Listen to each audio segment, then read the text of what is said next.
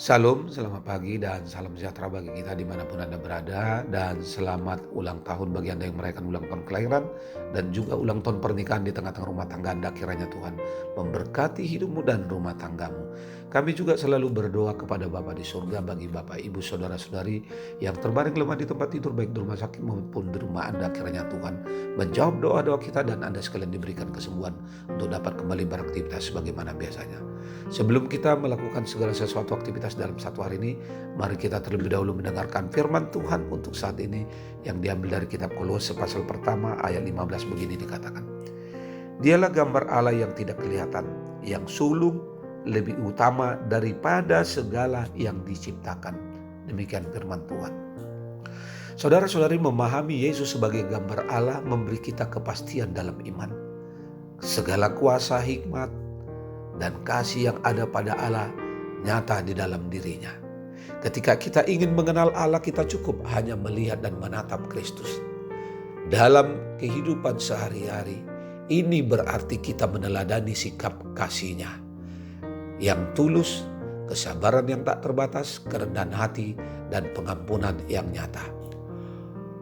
Oleh sebab itu Paulus menulis surat ini untuk memberitakan tentang ajaran Kristen yang benar. Firman Tuhan hari ini mengingatkan, Ia, yaitu Yesus adalah gambar Allah yang tidak kelihatan, yang sulung lebih utama dari segala yang diciptakan. Benar, Allah tidak dapat dilihat, tetapi Kristus telah memperlihatkan Allah kepada kita. Bagaimana bisa ini terjadi? Karena Kristus adalah anak Allah. Karena itulah Ia lebih tinggi, lebih utama dari semua yang sudah diciptakan. Karena sebelum semua diciptakan, Kristus sudah ada lebih dahulu. Bahkan segala sesuatu dijadikan oleh Dia, dan tanpa Dia tidak ada suatu apapun yang terjadi dari segala yang telah dijadikan.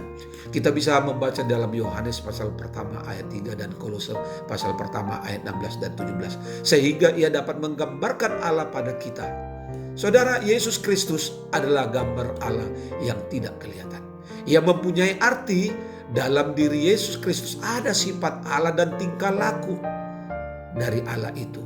Di dalam Tuhan Yesus ada kuasa dan kekuatan Allah. Karena itu kita percaya bahwa dalam diri Tuhan Yesus ada Allah. Dia telah ada sebelum dunia diciptakan. Kita meyakini bahwa Allah telah ada sebelum dunia ada. Allah tetap ada sampai selama-lamanya. Jika Allah telah ada sebelum dunia ada dan tetap ada selama-lamanya, maka Rasul Paulus mau menyatakan bahwa Tuhan Yesus juga ada sebelum dunia ada dan tetap ada selama-lamanya. Karena Tuhan Yesus ada dalam Allah dan Allah ada dalam Tuhan Yesus. Melalui Dia segala sesuatu diciptakan. Kita mempercayai bahwa Allah pencipta segala sesuatu. Jika Rasul Paulus mengatakan di dalam Dia segala sesuatu diciptakan, ini mau memperlihatkan bahwa Tuhan Yesus adalah Allah yang menciptakan segala sesuatu.